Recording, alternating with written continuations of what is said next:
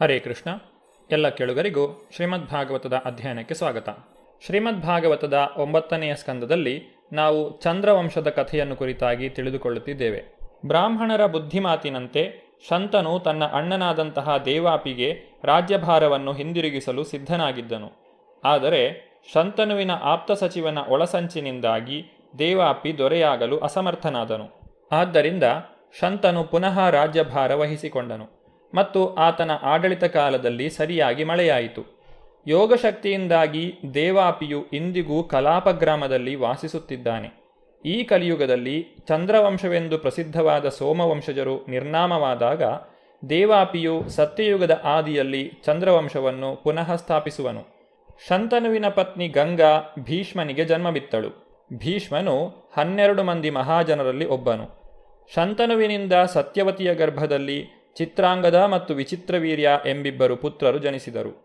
ಪರಾಶರರಿಂದ ಸತ್ಯವತಿಯ ಗರ್ಭದಲ್ಲಿ ವೇದವ್ಯಾಸರು ಜನಿಸಿದರು. ವೇದವ್ಯಾಸರು ತಮ್ಮ ಪುತ್ರ ಶುಕಮುನಿಗಳಿಗೆ ಭಾಗವತದ ಇತಿಹಾಸವನ್ನು ಬೋಧಿಸಿದರು. ವೇದವ್ಯಾಸರು ವಿಚಿತ್ರವೀರ್ಯನ 2 ಪತ್ನಿಯರು ಮತ್ತು ದಾಸಿಯ ಗರ್ಭದಲ್ಲಿ ಧೃತರಾಷ್ಟ್ರ, ಪಾಂಡು ಮತ್ತು ವಿದುರರಿಗೆ ಜನ್ಮ ಕೊಟ್ಟರು. ಧೃತರಾಷ್ಟ್ರನಿಗೆ 100 ಮಂದಿ ಪುತ್ರರು. ದುರ್ಯೋಧನ ಅವನ ಜ್ಯೇಷ್ಠ ಪುತ್ರ. ದುಶ್ಯಲ ಧೃತರಾಷ್ಟ್ರನ ಪುತ್ರಿ. ಪಾಂಡುವಿಗೆ 5 ಪುತ್ರರು. ಯುಧಿಷ್ಠಿರ ಪಾಂಡುವಿನ ಜ್ಯೇಷ್ಠ ಪುತ್ರ. ಈ 5 ಪುತ್ರರು ದ್ರೌಪದಿಯಿಂದ ತಲಾ ಒಬ್ಬೊಬ್ಬ ಪುತ್ರರನ್ನು ಪಡೆದರು. ದ್ರೌಪದಿಯ ಈ ಪುತ್ರರ ಹೆಸರು ಪ್ರತಿವಿಂಧ್ಯ, ಶ್ರುತಸೇನ, ಶ್ರುತಕೀರ್ತಿ, ಶತನೀಕ ಮತ್ತು ಶ್ರುತಕರ್ಮ.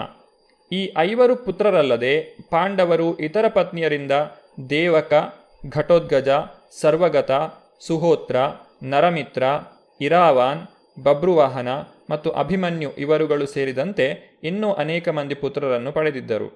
ಅಭಿಮನ್ಯುವಿಗೆ ಪರೀಕ್ಷಿತ ಮಹಾರಾಜನು ಹುಟ್ಟಿದನು. ಪರೀಕ್ಷಿತ ಮಹಾರಾಜನು ಜನಮೇಜಯ, ಶ್ರುತಸೇನ, ಭೀಮಸೇನ ಮತ್ತು ಉಗ್ರಸೇನ ಎಂಬ 4 ಪುತ್ರರನ್ನು ಪಡೆದಿದ್ದನು. ಪೃಷತರಾಜನ ಮಗ ದೃಪದ. ದೃಪದನು ಸಕಲ ಸಂಪದಗಳಿಂದ ಕೂಡಿದ ಸಾರ್ವಭೌಮನಾಗಿದ್ದನು. ಮಹಾರಾಜ ದೃಪದನಿಗೆ ದ್ರೌಪದಿಯು ಹುಟ್ಟಿದಳು. ಮಹಾರಾಜ ದೃಪದನಿಗೆ ಜ್ಯೇಷ್ಠ ಪುತ್ರ ದೃಷ್ಟದ್ಯುಮ್ನನೂ ಸೇರಿದಂತೆ ಅನೇಕ ಮಂದಿ ಪುತ್ರರು ಜನಿಸಿದರು. ದೃಷ್ಟದ್ಯುಮ್ನನಿಗೆ ದೃಷ್ಟಕೇತು ಎಂಬ ಹೆಸರಿನ ಪುತ್ರನು ಜನಿಸಿದನು. ಇವರೆಲ್ಲರೂ ಭರ್ಮ್ಯಾಶ್ವ ವಂಶಜರು ಅಥವಾ ಪಾಂಚಾಲ ವಂಶಜರು ಎಂದು ಪ್ರಸಿದ್ಧರು. ಬೃಹದ್ರಥನು 2 ಅರ್ಧ ಭಾಗಗಳಾಗಿದ್ದ ಪುತ್ರನೊಬ್ಬನನ್ನು ಪಡೆದನು. ಈ ಅರ್ಧರ್ಧ ಭಾಗಗಳನ್ನು ಕಂಡಾಗ ಅವನು ತಿರಸ್ಕರಿಸಿದನು. ಆದರೆ ಅನಂತರ ಜರಾ ಎಂಬ ಹೆಸರಿನ ರಾಕ್ಷಸಿಯು ಆ 2 ಅರ್ಧ ಭಾಗಗಳನ್ನು ಜೋಡಿಸಿ ಜೀವಂತನಾಗು ಎಂದು ಉದ್ಗರಿಸಿದಳು. ಹೀಗೆ ಜರಾಸಂಧನೆಂಬ ಹೆಸರಿನ ಪುತ್ರನು ಜನಿಸಿದನು. ಜರಾಸಂಧನಿಗೆ ಸಹದೇವನೆಂಬ ಪುತ್ರನು ಜನಿಸಿದನು. ದಿಲೀಪನ ಪುತ್ರ ಪ್ರದೀಪ. ದೇವಾಪಿ, ಶಂತನು ಮತ್ತು ಬಾಹ್ಲೀಕ ಪ್ರತೀಪನ ಪುತ್ರರು. ದೇವಾಪಿಯು ತಂದೆಯ ಸಾಮ್ರಾಜ್ಯವನ್ನು ತೊರೆದು ವಾನಪ್ರಸ್ಥಕ್ಕೆ ಹೋದನು. ಹೀಗಾಗಿ ಶಂತನು ದೊರೆಯಾದನು. ಪೂರ್ವಜನ್ಮದಲ್ಲಿ ಮಹಾಭಿಷನೆಂದು ಪ್ರಸಿದ್ಧನಾಗಿದ್ದ ಶಂತನು ಕೇವಲ ವ್ಯಕ್ತಿಯನ್ನು ತನ್ನ ಕೈಗಳಿಂದ ಸ್ಪರ್ಶಿಸುವ ಮೂಲಕ ವೃದ್ಧನನ್ನು ಯುವಕನನ್ನಾಗಿ ಮಾಡುವ ಸಾಮರ್ಥ್ಯವನ್ನು ಹೊಂದಿದ್ದನು.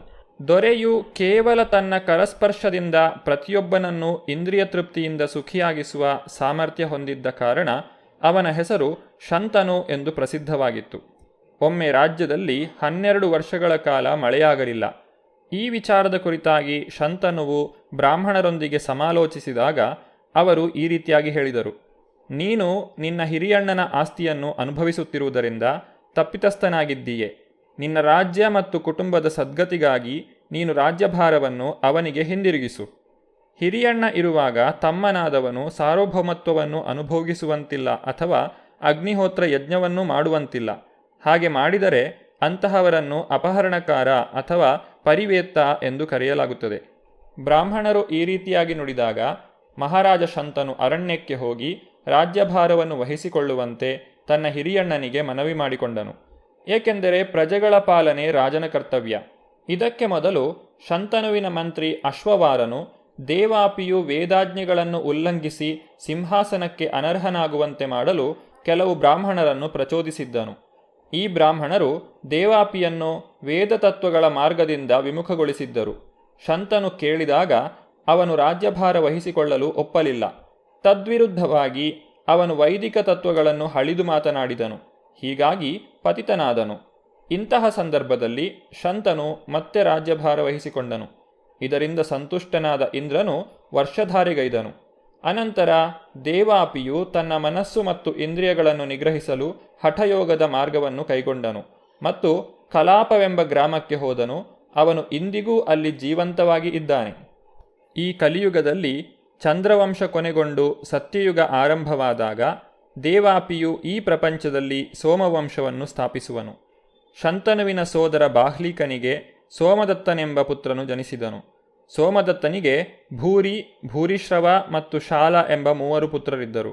ಶಂತನುವಿನಿಂದ ಅವನ ಪತ್ನಿ ಗಂಗಾಳ ಗರ್ಭದಲ್ಲಿ ಭೀಷ್ಮನು ಜನಿಸಿದನು. ಭೀಷ್ಮನು ಮಹೋನ್ನತಿ ಪಡೆದ ಆತ್ಮಸಾಕ್ಷಾತ್ಕಾರ ಹೊಂದಿದ ಮಹಾನ್ ಭಕ್ತನೂ ಶ್ರೇಷ್ಠ ವಿದ್ವಾಂಸನೂ ಆಗಿದ್ದನು. ಭೀಷ್ಮನು ವೀರ ಯೋಧರಲ್ಲಿ ಅಗ್ರಶ್ರೇಣಿಯವನಾಗಿದ್ದನು. ಯುದ್ಧದಲ್ಲಿ ಅವನು ಪರಶುರಾಮನನ್ನು ಸೋಲಿಸಿದಾಗ ಪರಶುರಾಮನು ಸಂತೃಪ್ತನಾದನು. ಶಂತನುವಿಗೆ ಮತ್ಸ್ಯಕನ್ಯೆಯಾದ ಸತ್ಯವತಿಯ ಗರ್ಭದಲ್ಲಿ ಚಿತ್ರಾಂಗದನು ಜನಿಸಿದನು. ಸತ್ಯವತಿಯು ವಾಸ್ತವವಾಗಿ ಮತ್ಸ್ಯಗರ್ಭ ಎಂಬ ಮತ್ಸ್ಯಗಂಧಿ ಮಹಿಳೆಯ ಗರ್ಭದಲ್ಲಿ ಜನಿಸಿದ ಉಪರಿಚರವಸುವಿನ ಪುತ್ರಿ. ಅನಂತರ ಮೀನುಗಾರನೊಬ್ಬ ಸತ್ಯವತಿಯನ್ನು ಬೆಳೆಸಿದನು. ಭೀಷ್ಮದೇವ ಮತ್ತು ಪರಶುರಾಮನ ನಡುವೆ ನಡೆದ ಯುದ್ಧವು ಭೀಷ್ಮ ತನ್ನ ಸಹೋದರ ವಿಚಿತ್ರವೀರ್ಯನ ಸಲುವಾಗಿ ಕಾಶಿರಾಜನ 3 ಪುತ್ರಿಯರಾದ ಅಂಬಿಕಾ, ಅಂಬಾಲಿಕಾ ಮತ್ತು ಅಂಬೆಯರ ಅಪಹರಣಕ್ಕೆ ಸಂಬಂಧಿಸಿದ್ದು. ಭೀಷ್ಮದೇವ ತನ್ನನ್ನು ಮದುವೆಯಾಗಬೇಕೆಂದು ಅಂಬಾ ಬಯಸಿದಳು. ಆದರೆ ಬ್ರಹ್ಮಚರ್ಯೆಯ ಪ್ರತಿಜ್ಞೆ ಸ್ವೀಕರಿಸಿದ ಭೀಷ್ಮ ಅವಳನ್ನು ವಿವಾಹವಾಗಲು ನಿರಾಕರಿಸಿದನು. ಆದ್ದರಿಂದ ಅಂಬೆಯು ಭೀಷ್ಮನ ಶಸ್ತ್ರವಿದ್ಯೆಯ ಗುರುವಾದ ಪರಶುರಾಮನ ಸಹಾಯ ಕೋರಿದಳು. ಅವಳನ್ನು ಮದುವೆಯಾಗುವಂತೆ ಪರಶುರಾಮ ಭೀಷ್ಮನಿಗೆ ಉಪದೇಶಿಸಿದನು. ಭೀಷ್ಮನು ಅಂಬೆಯನ್ನು ವಿವಾಹವಾಗಲು ನಿರಾಕರಿಸಿದನು. ಅವಳನ್ನು ಮದುವೆಯಾಗುವಂತೆ ಒತ್ತಾಯಪಡಿಸಲು ಪರಶುರಾಮ ಭೀಷ್ಮನೊಂದಿಗೆ ಯುದ್ಧ ಮಾಡಿದನು. ಯುದ್ಧದಲ್ಲಿ ಪರಶುರಾಮ ಸೋತನು. ಆದರೂ ಅವನು ಭೀಷ್ಮನ ಬಗ್ಗೆ ಸುಪ್ರೀತನಾದನು. ವಿಚಿತ್ರವೀರ್ಯನ ಕಿರಿಯ ಸಹೋದರನಾದ ಚಿತ್ರಾಂಗದನು ಚಿತ್ರಾಂಗದನೆಂಬ ಹೆಸರಿನ ಗಂಧರ್ವನೊಬ್ಬನಿಂದ ಹತನಾದನು. ಸತ್ಯವತಿ ಮತ್ತು ಪರಾಶರ ಮುನಿಗಳಿಗೆ ವೇದವ್ಯಾಸರು ಜನಿಸಿದರು. ಶುಕದೇವ ಗೋಸ್ವಾಮಿಗಳು ವೇದವ್ಯಾಸರ ಮಗ. ವೇದವ್ಯಾಸರಿಂದ ಶುಕದೇವ ಗೋಸ್ವಾಮಿಗಳು ಈ ಮಹಾಕಾವ್ಯವಾದಂತಹ ಶ್ರೀಮದ್ಭಾಗವತವನ್ನು ಅಧ್ಯಯನ ಮಾಡಿದರು. ಭಗವಂತನ ಅವತಾರವಾದ ವೇದವ್ಯಾಸರು ಪೈಲನ ನೇತೃತ್ವದ ತನ್ನ ಎಲ್ಲ ಶಿಷ್ಯರನ್ನು ತಿರಸ್ಕರಿಸಿ ಶುಕದೇವ ಗೋಸ್ವಾಮಿಗಳಿಗೆ ಶ್ರೀಮದ್ಭಾಗವತವನ್ನು ಬೋಧಿಸಿದರು. ಏಕೆಂದರೆ ಶುಕದೇವ ಗೋಸ್ವಾಮಿಗಳು ಎಲ್ಲ ಐಹಿಕ ಆಸೆ ಆಕಾಂಕ್ಷೆಗಳಿಂದ ಮುಕ್ತರಾಗಿದ್ದರು. ಕಾಶಿರಾಜನ 2 ಪುತ್ರಿಯರಾದ ಅಂಬಿಕಾ ಮತ್ತು ಅಂಬಾಲಿಕೆಯರು ವಿಚಿತ್ರವೀರ್ಯನನ್ನು ಮದುವೆಯಾದರು. ಮುಂದೆ ವಿಚಿತ್ರವೀರ್ಯನು ಕ್ಷಯರೋಗದಿಂದ ಮರಣ ಹೊಂದಿದನು. ವೇದವ್ಯಾಸರು ತಾಯಿಯ ಆಜ್ಞೆಯ ಅನುಸಾರ 3 ಮಕ್ಕಳನ್ನು ಪಡೆದರು.